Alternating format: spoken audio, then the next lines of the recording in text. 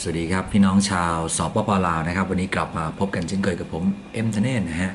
วันนี้ฟุตบอลมีมาฝากกัน3คู่เหมือนเดิมนะครับไปเริ่มต้นกันที่ฟุตบอลพรีเมียร์ของดัชหรือว่าฮอลแลนด์นั่นเองเอเรดิวซิลีครับอูทรชเจอกับเฮราเคิลส์อันดับที่5เจอกับอันดับที่4นะครับวันนี้เสียงผมอาจจะแห้งเล็กน้อยเพราะว่าทำงานมาแล้วก็ใช้เสียงค่อนข้างเยอะนะครับวันนี้เสียงอาจจะแหบแห้งไปบ้างต้องกราบขออภัยด้วยนะครับก็คู่นี้ถือว่าสูสีนะครับอันดับ5เจ้าบ้านอย่างอูทรชนะครับมีอยู่22แต้มครับตามหลังเฮราเคิลส์อยู่แค่แต้มเดียวเท่านั้นนะครับโดยที่เฮราเคิลส์มีอยู่23นะครับก็คู่นี้สุดสูสีเลยครับอูทรชลงเล่นในถิ่นตัวเองนะครับ5นัดชนะ7นัดชนะ5เสมอ1แพ้1นะครับขณะที่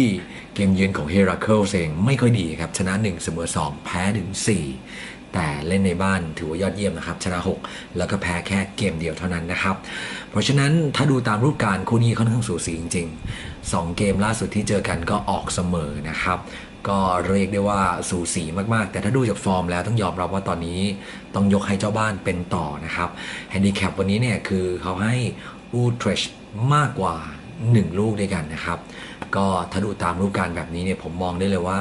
วันนี้น่าจะเชียร์อูทรชได้อย่างมากกว่าเพราะว่าส่วนหนึ่งคือ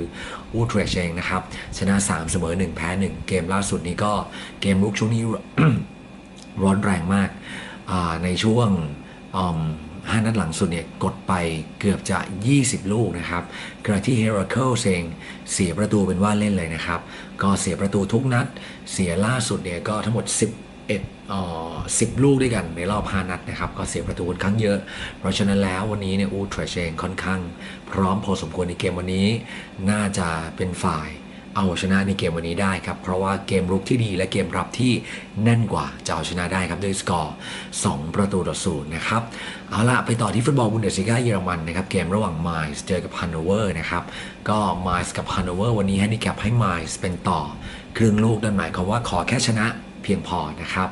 ก็มา5นัดหลังสุดนะครับมีสะดุดแพ้ดอร์ทมุนด์จ่าฝูงเกมเดียว 1-2 ครับนอกนั้นชนะทั้งเบรเมนไฟบวกออฟเฟนบักและก็ดูเซอร์ดอฟผิดกับฮันโนเวอร์ที่5นัดหลังสุดชนะแค่เกมเดียวนั่นคือชนะวอลฟบวกนอกนั้นแพ้แฮท่าแพ้กรัดบักแพ้ชาลเก้แพ้วอลฟบวกแล้วแพ้แบบเสียประตูยิงประตูได้ก็ไม่ได้เยอะแถมเสียประตูทุกนัดนะครับต้องยอมรับอย่างนั้นเกมเยือนของฮันโนเวอร์ในซีซั่นนี้ก็ไม่ดีนะครับยังไม่ชนะใครเลยเสมอ2แพ้ไป5นะครับเสียไปถึง19ลูกขณะที่เจ้าถิ่นเองฟอร์มก็ดีกว่าผลงานในบ้านก็แข็งแกร่งกว่าที่สำคัญก็ยังมีตัวจริงชุดเดิมๆนะครับอย่างเช่นชองมาเตด้าที่พร้อมสำหรับการเล่นในเกมวันนี้ด้วยเหมือนกันนะครับขณะที่ฮันโนเวอร์เองมีปัญหาครับก็อย่างที่บอกเพราะฉะนั้นแฮนดิแคปแบบนี้เลือกเชียร์เจ้าบ้านดีกว่าปลอดภัยนะครับเอาชนะได้ด้วยสกอร์2-1 หรือ 2-0 นะครับอยู่เจ้าบ้านสบายๆเลยนะครับไปต่อกันที่เกมเกาโชเซเรียครับนั่นคือเกมระหว่างอันนี้เลือกยากนะครับผมบอกเลยว่าเลือกยากแต่ผมเลือกครับเกาโชเซเรียกับเอซิมิลานเจอกับโตริโนนะครับซึ่งวันนี้เอซิมิลานต่อ 0.5 นะครับตัวเอซิมิลานนะครับไม่แพ้ใครมา3เกมแล้วชนะ2แล้วก็เสมอ1นะครับขณะที่โตริโนก็เช่นเดียวกันชนะ2เสมอ1แล้วก็ฟอร์มถือว่าสูสีอันดับตารางคะแนนก็ต่างกันนิดเดียวครับอันดับ4กับอันดับ6นะครับเกมวันนี้เนี่ยเอซิมิลานมีข่าวดีคือจะได้พวกกองโซโลอีโกอินกลับมาขณะที่โตริโนเองเนี่ยก็ไม่มีปัญหาการบาดเจ็บของผู้เล่นแต่อย่างใดเพราะฉะนั้นคู่นี้โอกาสเสมอสูงครับแต่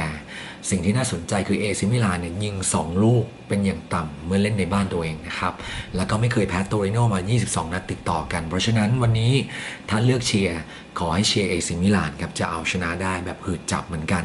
1-0หรือ2-1นะครับชาวลาวครับก็วันนี้เลือกเชียร์เอซิมิลานนะครับเลือกเชียร์ไมซ์แล้วก็